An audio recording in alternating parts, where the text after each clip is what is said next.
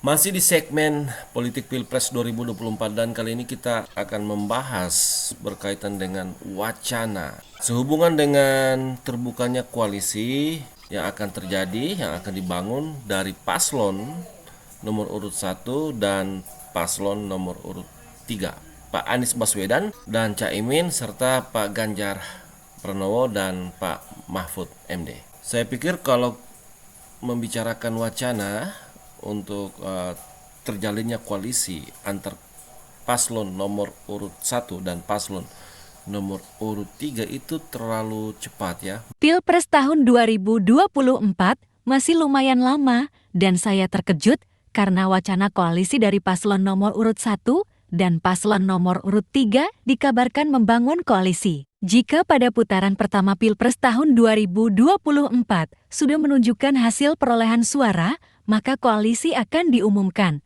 Artinya mengacu pada ranking perolehan suara. Ya, juara 2 sudah pasti jadi parameter untuk memulai koalisi. Tapi, apakah paslon yang dapat posisi di ranking kedua akan menjalin hubungan komunikasi politik dengan paslon yang akan mendapatkan ranking di posisi ketiga pada putaran pertama Pilpres tahun 2024?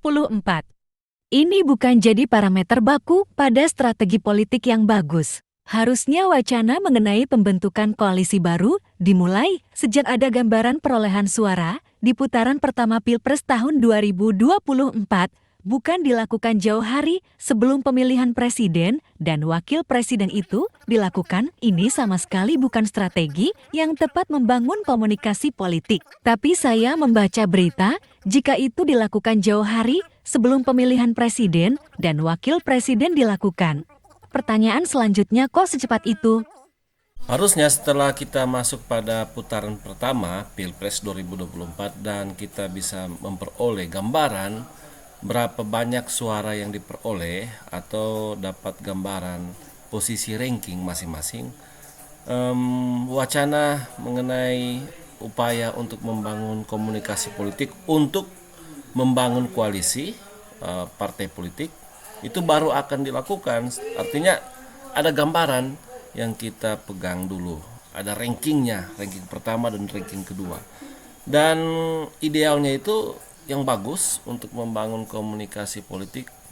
Banyak orang mengatakan baiknya itu kalau seandainya ranking 2 menjalin koalisi politik dengan ranking pertama dari paslon yang terpilih atau berdasarkan perolehan suara. Itu sih ya memang bagus juga untuk membangun strategi politik yang bagus.